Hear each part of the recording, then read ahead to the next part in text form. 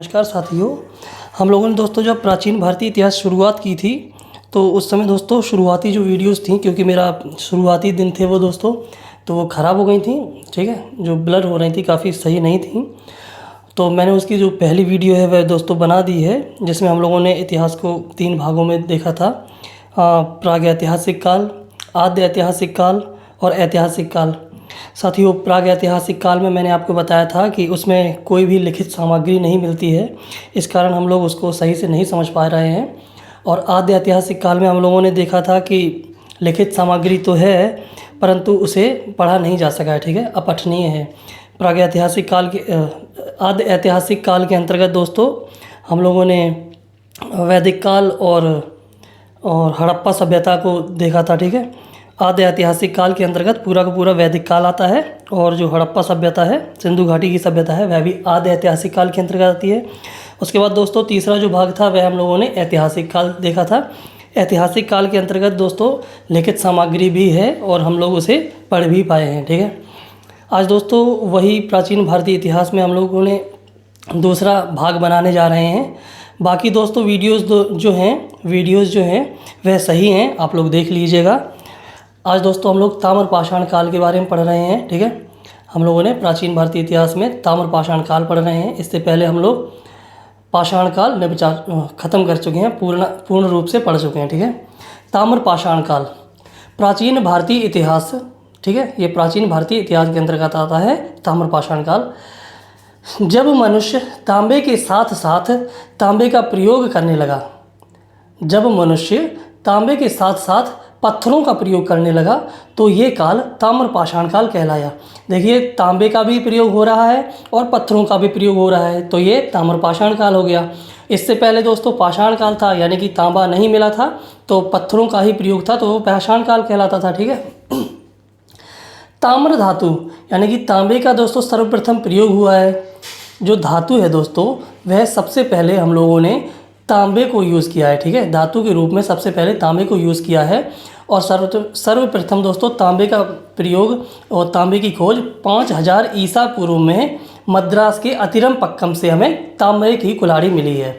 ठीक है, ताम्र धातु का प्रयोग सर्वप्रथम हुआ है, जबकि 5000 ईसा पूर्व में मद्रास के अतिरम पक्कम से हमें ताम्र कुल्हाड़ी मिली है। कृषि व पशुपालन ये दोनों करते थे। जो ताम्रपाषाण काल के लोग थे वो दोस्तों वह कृषि व पशुपालन दोनों का कार्य करते थे। पशुपालन में दोस्तों ये गाय, भेड़, बकरी, ऊँट पालते थे। मांस खाने के लिए इन्होंने दोस्तों हिरण और सूअर का शिकार करते थे। ज़्यादा मात्रा में दोस्तों ये हिरण का शिकार करते थे। इस काल के लोग अनाज में, साथियों जैसे कृषि में, अनाज में ये लोग मटर, उड़द, मसूर, मूंग, तिलहन आदि के साथ गेहूं और चावल भी उगाते थे। तो दोस्तों ताम्रपाषाण काल के लोग गाय, भेड़, बकरी, ऊँट पालते थे, और दोस्तों जो खेतीबाड़ी है वह मटर, उड़द, मसूर, मूंग, तिलहन और साथ ही साथ चावल और गेहूं भी उपजाते थे।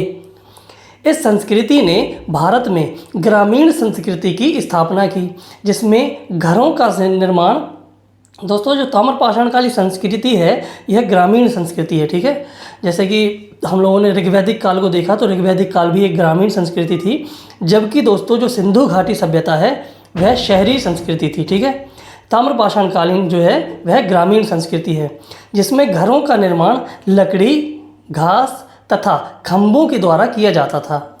घरों का आकार गोलाकार, आयताकार था। ठीक है, घरों का आकार जो था ताम्रपाषाण कालीन लोगों का वह गोलाकार था, आयताकार ढंग से किया जाता था। ठीक है, ताम्रपाषाण कालीन संस्कृतियाँ, जो ताम्रपाषाण कालीन दोस्तों संस्कृतियाँ मिली हैं, जैसे हम लोगों ने ऋग्वैदिक काल के अंतर्गत पढ़ा था कि कहाँ कहाँ से साक्ष्य मिले हैं, ऐसे ही सिंधु घाटी संस्कृति में पढ़ा था कि कहाँ कहाँ से कौन कौन से स्थल खोजे गए, वहाँ से सिंधु घाटी सभ्यता के साक्ष्य मिले हैं।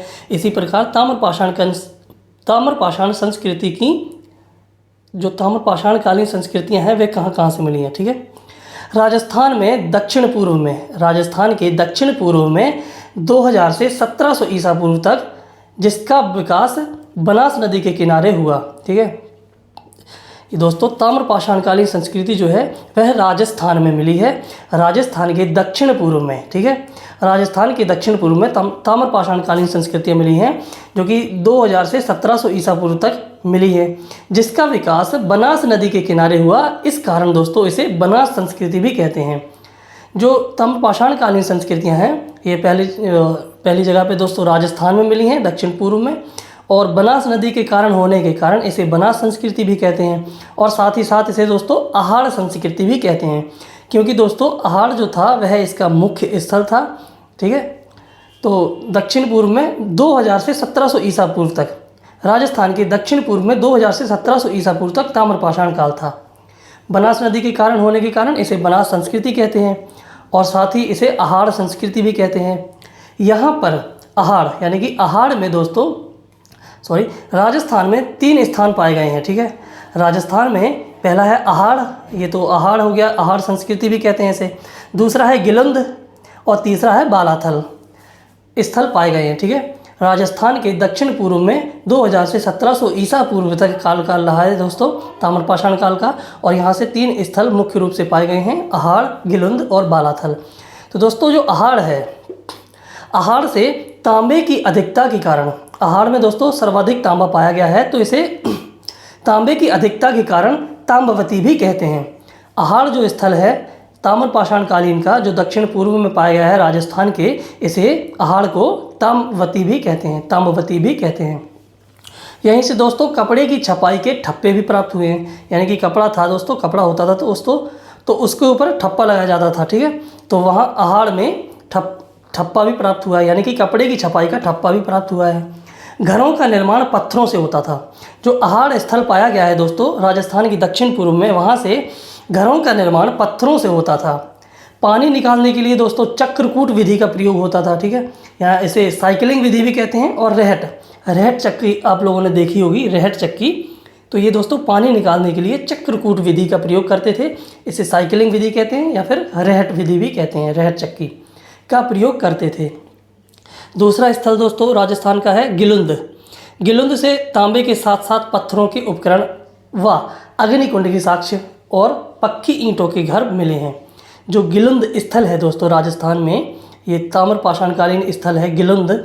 यहाँ से तांबे के साथ साथ पत्थरों के उपकरण मिले हैं, यानी कि ताम्रपाषाणकालीन हो गया। ठीक है, और दोस्तों यहाँ से अग्निकुंड के साक्ष्य भी मिले हैं, और साथ ही साथ पक्की ईंटों के घर थे।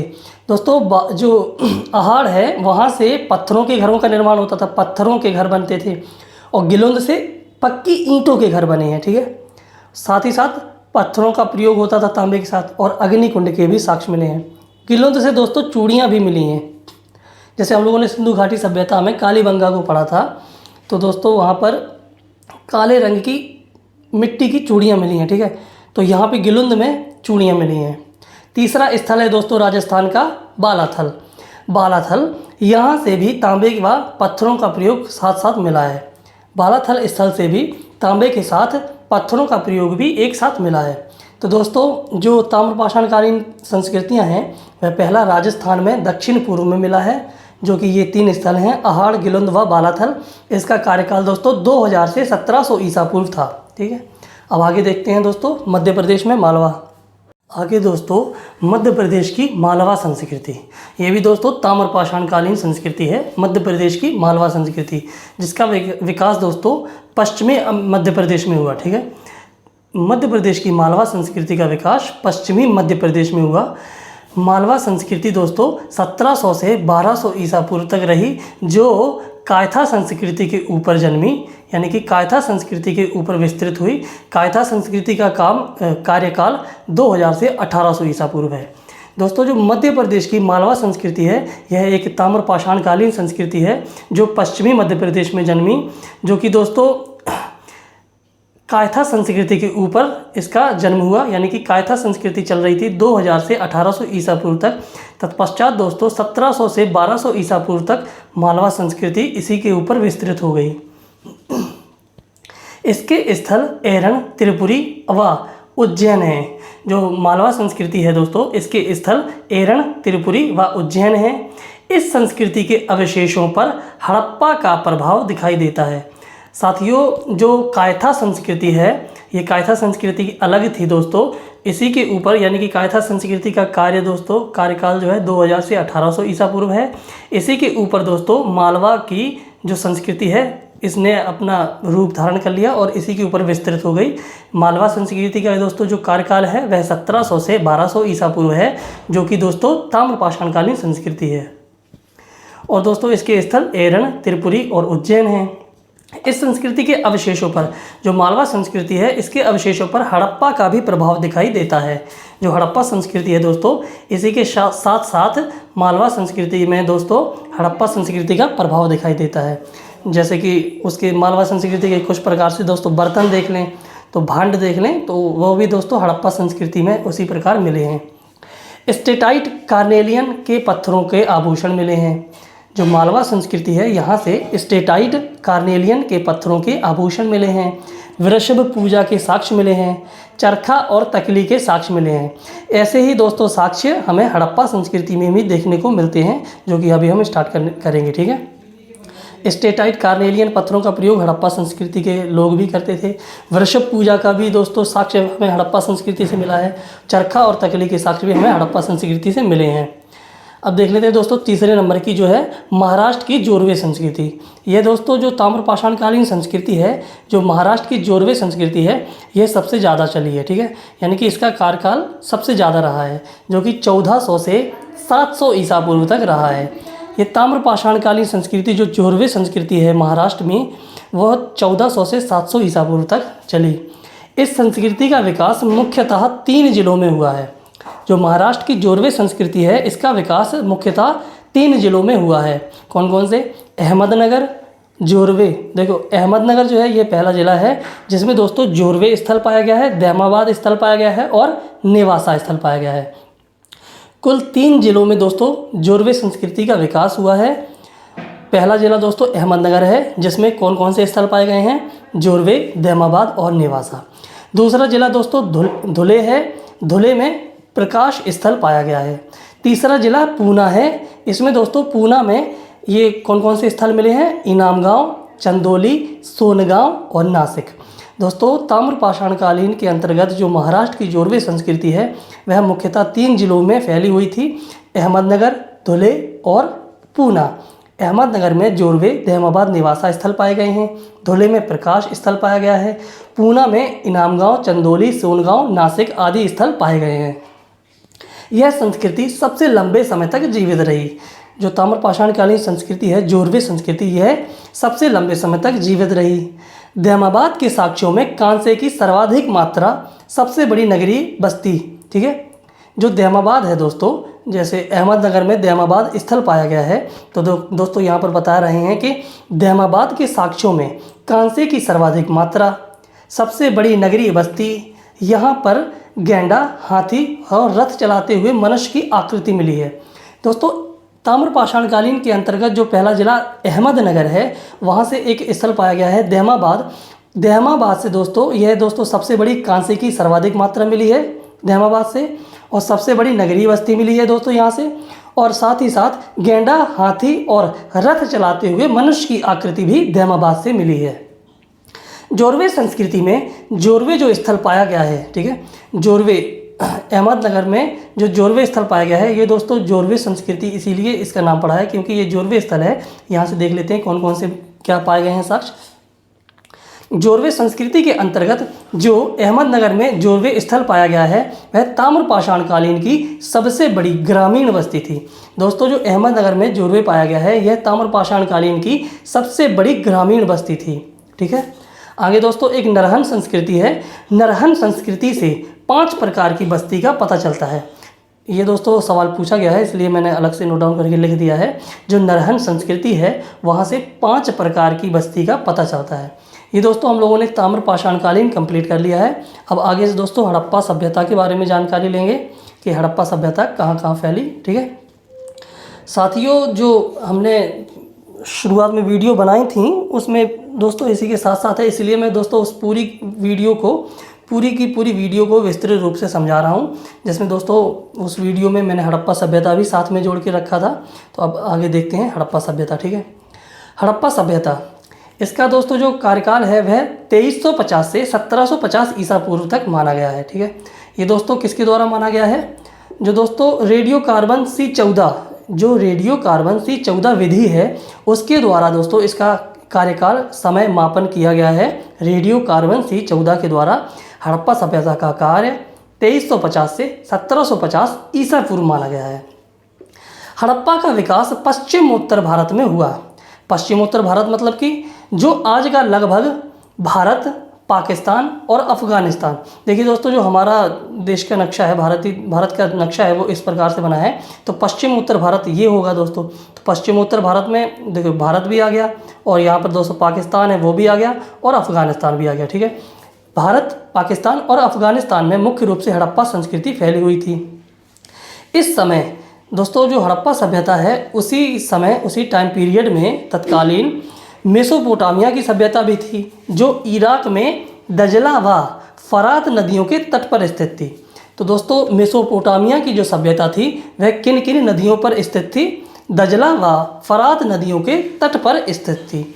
इसका दोस्तों जो उत्तरी भाग है उसे असीरिया की सभ्यता कहा जाता है, और जो दक्षिणी भाग है उसे बेबीलोन की सभ्यता कहा जाता है, यानी सीरियन। ठीक है, इसे असीरिया यानी कि उत्तरी भाग को मेसोपोटामिया की सभ्यता के उत्तरी भाग को असीरियन की सभ्यता, और मेसोपोटामिया की दक्षिणी भाग को बेबीलोन की सभ्यता या सीरियन की सभ्यता कहते थे। और इसी के साथ साथ दोस्तों नील नदी घाटी की सभ्यता भी थी, जो कि अफ्रीका की नील नदी पर थी।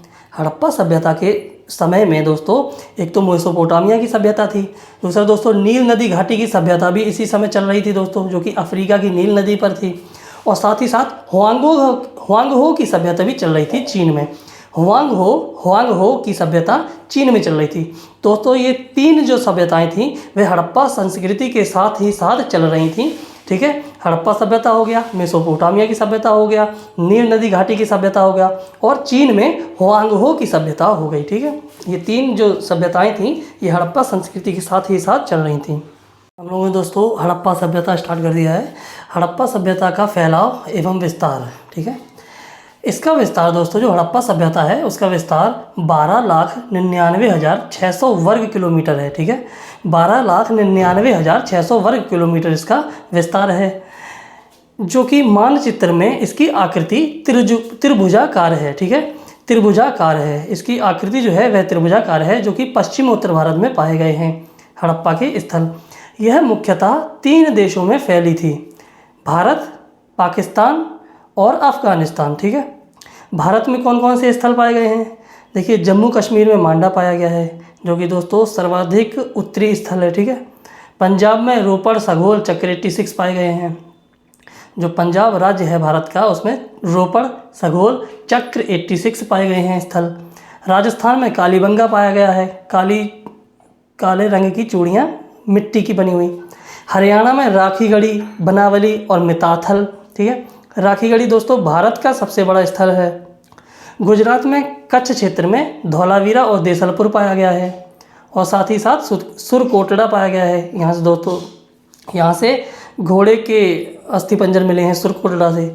और गुजरात के ही काठियावाड़ क्षेत्र में लोथल, रंगपुर, रोजदी, प्रभास पाटन ये दोस्तों एक बंदरगाह था। ठीक है, गुजरात के काठियावाड़ क्षेत्र में लोथल एक बंदरगाह था, प्रभास पाटन एक बंदरगाह था, और रंगपुर, रोजदी ये भी स्थल मिले हैं।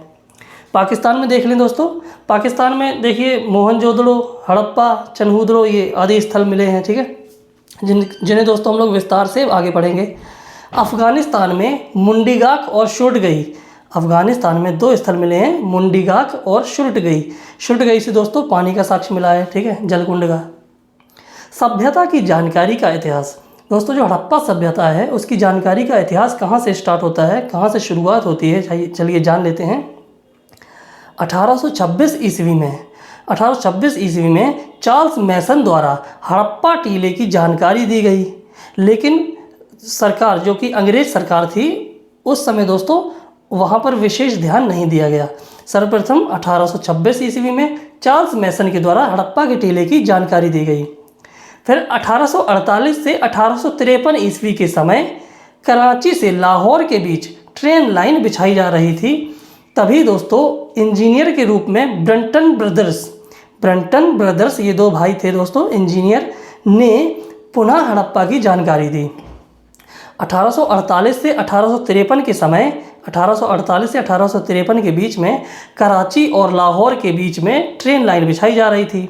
तभी इंजीनियर के रूप में ब्रंटन ब्रदर्स ने पुनः हड़प्पा की जानकारी दी। कब? 1848-53 में। तत्पश्चात सर जॉन कनिंघम, देखिए दोस्तों, सर जॉन कनिंघम ने 1853 ईस्वी में हड़प्पा का व्यापक सर्वेक्षण करवाया। ठीक है, व्यापक सर्वेक्षण करवाया। और साथ ही साथ 1861 ईस्वी में ASI की स्थापना की गई। देखिए जो जॉन कनिंघम है, सर जॉन कनिंघम है, इनके द्वारा 1853 ईस्वी में हड़प्पा का व्यापक स्तर पर सर्वेक्षण करवाया गया। इसके बाद दोस्तों 1861 ईस्वी में ASI की स्थापना हुई। तब दोस्तों जो गवर्नर जनरल था लॉर्ड कैनिंग था। ठीक है, अब गवर्नर जनरल या फिर वायसराय कहें दोस्तों, क्योंकि 1857 के बाद गवर्नर जनरल समाप्त कर दिया गया था, वायसराय के रूप में हो गया था वो। ठीक है, तब वायसराय लॉर्ड कैनिंग थे। ASI की स्थापना 1861 ईस्वी में हुई। आर्कियोलॉजी सर्वे ऑफ इंडिया, ठीक है, और 1904 ईस्वी में कर्जन के काल में, देखिए लॉर्ड जो कर्जन है 1899 से 1905 ईस्वी के बीच में कार्यकाल है इसका, लॉर्ड कर्जन का। और 1904 ईस्वी में दोस्तों लॉर्ड कर्जन के काल में पुरातत्व विभाग की स्थापना की गई। पुरातत्व विभाग जो दोस्तों है, पुरातत्व विभाग यह संस्कृति और पर्यटन मंत्रालय के अंतर्गत कार्य करता है। पुरातत्व विभाग 1904 ईस्वी में स्थापना हुई लॉर्ड कर्जन के काल में, और दोस्तों यह संस्कृति और पर्यटन मंत्रालय के अंतर्गत कार्य करता है। 1921 ईस्वी में सर जॉन मार्शल ASI के महानिदेशक बने। देखिए दोस्तों, जब 1921 ईस्वी, जैसे कि हड़प्पा की खुदाई 1921 ईस्वी में हुई, मोहनजोदड़ो की खुदाई 1922 ईस्वी में हुई। ठीक है, तो हड़प्पा की खुदाई 1921 ईस्वी में सर जॉन मार्शल ASI के महानिदेशक बने। और इन्हीं के निर्देशन के अनुसार दोस्तों, सर जॉन मार्शल के निर्देशन के अनुसार हड़प्पा की खुदाई हुई। ठीक है, 1990 ईस्वी में धौलावीरा की खुदाई के बाद हड़प्पा सभ्यता का अधिकतम कार्य समाप्त माना जाता है। देखिए जब 1990 ईस्वी में जब धौलावीरा की खोज हुई, धौलावीरा दोस्तों कहाँ पर पाया जाता है? धौलावीरा गुजरात में पाया जाता है। तो 1990 ईस्वी में गुजरात के स्थल धौलावीरा की खुदाई के बाद हड़प्पा सभ्यता का अधिकतम कार्य, यानी कि हड़प्पा सभ्यता की जो खोज हुई, कई स्थल पाए गए, तो यह मान लिया जाता है कि धौलावीरा अंतिम स्थल है। परंतु दोस्तों इसके बाद भी काफ़ी जगहों पर हड़प्पाई स्थल खोजे गए। ठीक है, हड़प्पा सभ्यता की प्रकृति को जान लें। प्रकृति, हड़प्पा सभ्यता शहरी सभ्यता थी। देखिए अभी पिछली भाग में हम लोगों ने पढ़ा था कि जो ताम्रपाषाण कालीन सभ्यता थी यह एक ग्रामीण सभ्यता थी। और दोस्तों ऋग्वैदिक काल, उत्तर वैदिक काल, यह भी दोस्तों ग्रामीण सभ्यताएं थीं। और जो हड़प्पा सभ्यता है यह शहरी सभ्यता थी, यानी कि नगरीय सभ्यता थी। इसके उत्खनन से दोस्तों बड़े बड़े भवनों का निर्माण मिला है। इसी वजह से दोस्तों पहचान की जाती है कि यह एक शहरी सभ्यता थी। ठीक है, आगे देखते हैं प्रकृति के बारे में। आगे दोस्तों प्रकृति के अंतर्गत ही निश्चित जनसंख्या थी, व्यापार वाणिज्य, लिपि तथा शहर चलाने वाले शासकीय तंत्र पर प्रकाश पड़ता है। दोस्तों हड़प्पा सभ्यता की प्रकृति के अंतर्गत निश्चित जनसंख्या में व्यापार वाणिज्य, लिपि तथा शहर चलाने वाले शासकीय तंत्र पर भी प्रकाश पड़ता है, जिसमें दोस्तों अपने समकालीन सभी सभ्यताओं में हड़प्पा की शहरी विशेषता अन्य से काफ़ी बेहतर थी। ठीक है, और भिन्न थी। जो दोस्तों हुआंगहो की सभ्यता है या फिर मिस्र की सभ्यता है, इनमें देखा जाए, मेसोपोटामिया की सभ्यता है, इनमें देखा जाए तो जो हड़प्पा सभ्यता है यह इन लोगों से काफ़ी बेहतर और काफ़ी अच्छी थी। ठीक, इसमें प्रकृति में जानकारी मिलती है उसकी। कुछ शहरों की योजना भिन्न थी, जैसे लोथल, सुतकोटड़ा, सुतकांगेडोर, इनमें केवल एक भाग ही होता था। लोथल दोस्तों बंदरगाह था, सुतकोटड़ा गुजरात का स्थल है, सुतकांगेडोर इनमें केवल और केवल एक ही भाग होता था। ठीक है, एक भाग में ही ये बटा था। इसमें दोस्तों ना ही कोई उच्च भाग था ना ही कोई निचला भाग था। ठीक है, लोथल, सुतकोटड़ा और सुतकांगेडोर केवल एक भाग ही होता था इसमें। कालीबंगा में दो भाग थे दोस्तों। तो कालीबंगा एक ऐसा स्थल पाया गया है कि कालीबंगा में दोनों भाग दुर्गीकृत थे। दोस्तों हड़प्पा सभ्यता के जो स्थल मिले हैं उनमें जो स्थल मिले हैं उनमें जो दोस्तों भाग थे वह 2 भागों में बटे हुए थे। जो धौलावीरा है दोस्तों, यह 3 भागों में बटा हुआ था। धौलावीरा को छोड़कर बाकी जो स्थल थे वह 2 भागों में बटे हुए थे, और लोथल, सुतकोटड़ा और सुतकांगीडोर केवल 1 भाग में बटा था। और दोस्तों जो कालीबंगा स्थल है यह दोनों भागों में दुर्गीकृत था। यानी कि ऐसा होता था दोस्तों, जो स्थल पाए गए हैं जैसे मोहनजोदड़ो में स्थल पाए गए हैं, हड़प्पा पाया गया है, जैसे ये दोस्तों 2 भागों में दुर्गीकृत था। एक भाग में दोस्तों आम जनता रहती थी और दूसरे भाग में राजा रजवाड़े लोग रहते थे। तो दोस्तों जो उच्च भाग था यानी कि राजा रजवाड़ों का भाग था वह दुर्गीकृत होता था, और जो निचला भाग होता था यानी कि जहाँ पर लोकल जनसंख्या रहती थी, शिल्पी लोग रहते थे, वो दुर्गीकृत नहीं होता था। तो दोस्तों जो कालीबंगा स्थल है यहाँ पे दोनों स्थलों को दुर्गीकृत किया गया था, यानी कि उच्च भाग को भी और निचला भाग को भी दुर्गीकृत किया गया था। अन्य कहीं भी यह जानकारी नहीं मिलती है। लोथल, सुतकोटड़ा, सुतकांगीडोर 1 भाग है, एक ही भाग में था दोस्तों यह, और यह कालीबंगा ये 2 भागों में है। तो इनका कालीबंगा का दोस्तों दोनों की दोनों भाग दुर्गीकृत थे। अन्य जगहों पर दोस्तों जो 2 भाग हैं वह दुर्गीकृत नहीं पाए गए हैं, ठीक है।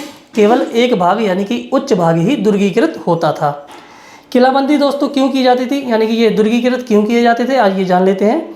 किलाबंदी इसलिए की जाती थी कि सामान्यतः हड़प्पाई शहरों को चारों तरफ से किलाबंद किया जाता था, ठीक है।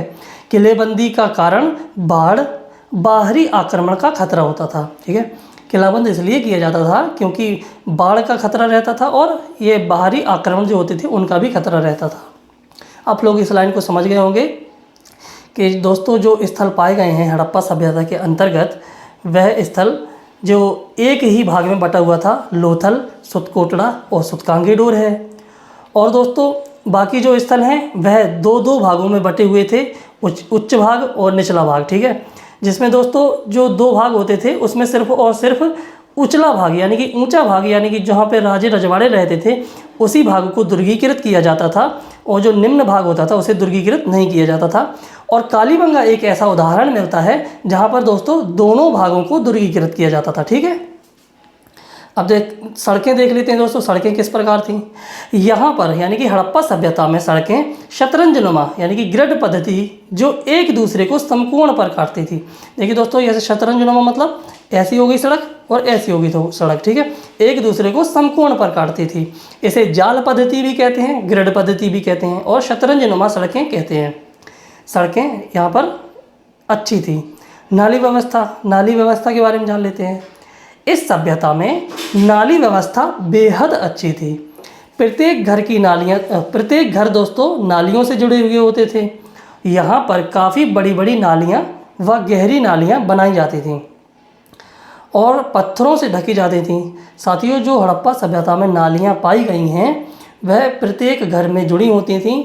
और दोस्तों जो घर था वह पानी, जो गंदा पानी था वह नाली में से निकलता था, और उसके बाद दोस्तों वह पानी बड़े नाले में जाकर मिल जाता था, और वह बड़ा नाला बाहर अलग जगह पर वह पानी फेंक दिया जाता था, जैसे तालाब, ठीक है।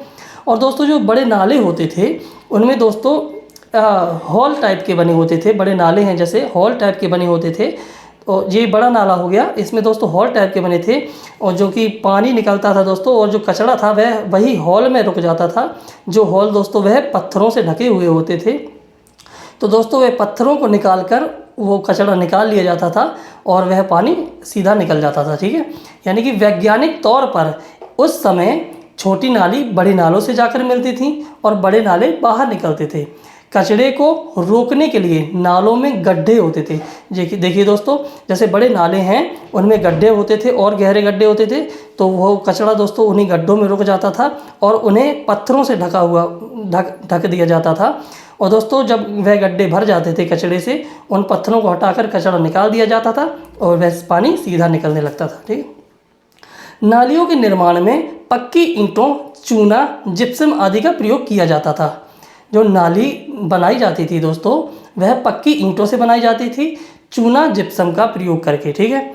और दोस्तों पत्थर से, जो पत्थर होते थे उनसे दोस्तों ढक्कन बनाए जाते थे, जो दोस्तों हॉल होते थे, ठीक है। बड़े नालों के जो हॉल होते थे उनके ढक्कन पत्थर के बनाए जाते थे।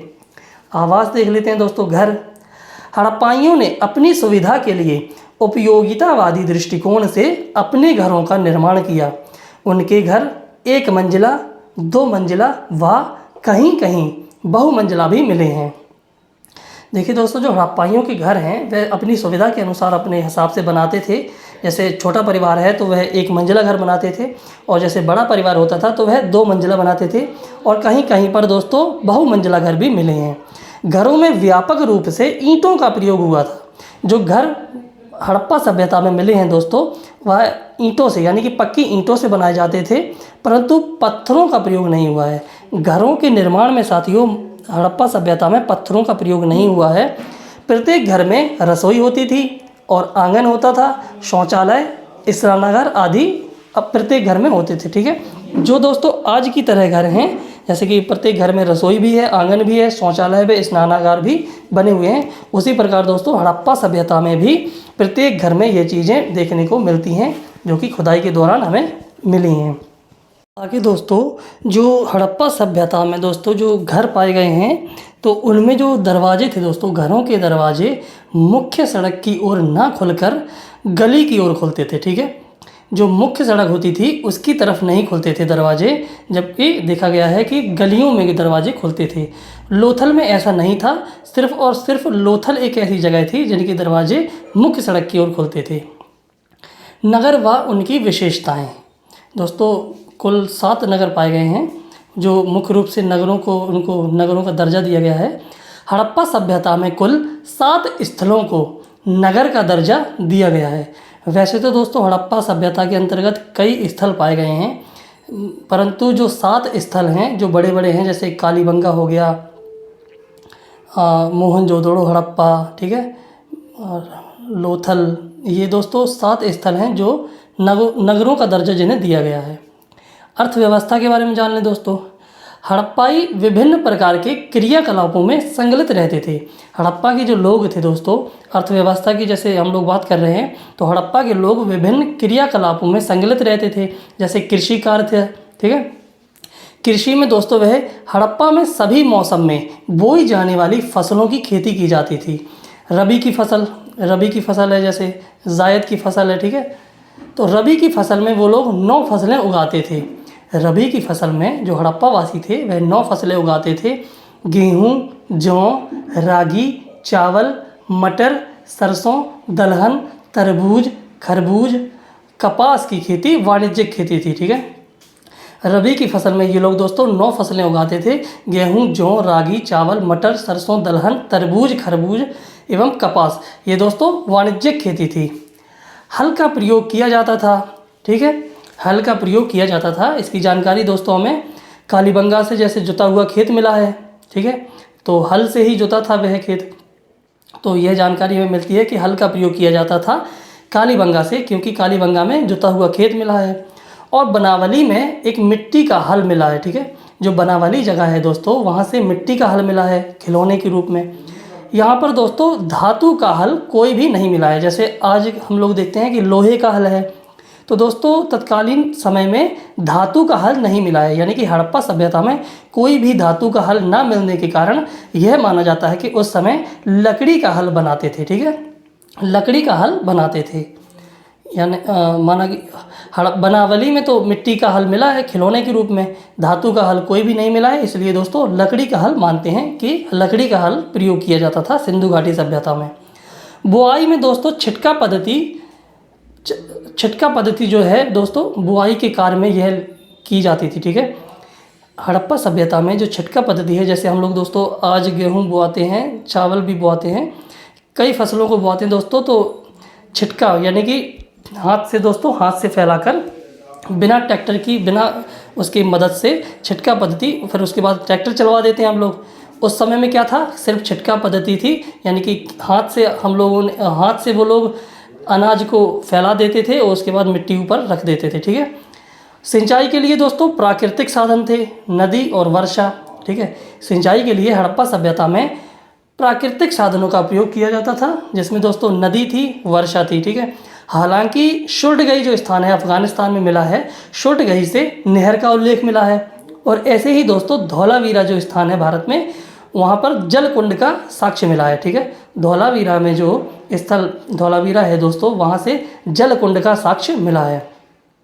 पशुपालन में देख लें दोस्तों, पशुपालन में ये लोग बैल, बकरी, भेड़, ऊँट आदि पालते थे। ठीक है, पशुपालन में ये लोग दोस्तों जो हड़प्पा वासी थे बैलों को पालते थे, बकरी, भेड़ आदि को पालते थे, क्योंकि बैल से दोस्तों हल का भी साक्ष्य मिला है। ठीक है, मिट्टी का हल मिला है, तो बैलों से देखा जाता है कि खेती की जुताई की जाती थी। उन्हें दोस्तों जो हड़प्पा वासी थे इन्हें घोड़े का ज्ञान नहीं था, यानी कि घोड़े के बारे में ये लोग ज़्यादा नहीं जानते थे। हालांकि सुतकोटड़ा जो जगह है, सुतकोटड़ा से घोड़े की दोस्तों अस्थि पंजर मिले हैं, दांत मिले हैं, और मोहनजोदड़ो से दोस्तों घोड़े की मृण मूर्ति मिली है, यानी कि मिट्टी की मूर्ति मिली है मोहनजोदड़ो से। सुतकोटड़ा से घोड़े के साक्ष्य मिले हैं, घोड़े के दांत के साक्ष्य। व्यापार देख लें दोस्तों, विभिन्न प्रकार के शिल्प उद्योग थे। हड़प्पा काल में विभिन्न प्रकार के शिल्पों का उद्योग था, यानी कि अलग अलग तरह के कार्य करते थे, जिससे व्यापार उन्नतावस्था में होता था। व्यापार हड़प्पा सभ्यता में उन्नत अवस्था में था, विभिन्न प्रकार के वे उद्योग करते थे। आइए देखते हैं धातु दोस्तों। धातु के मामले में वह सोना, चांदी, तांबा, कांसा, टिन आदि का ये लोग दोस्तों धातु का उपयोग करते थे।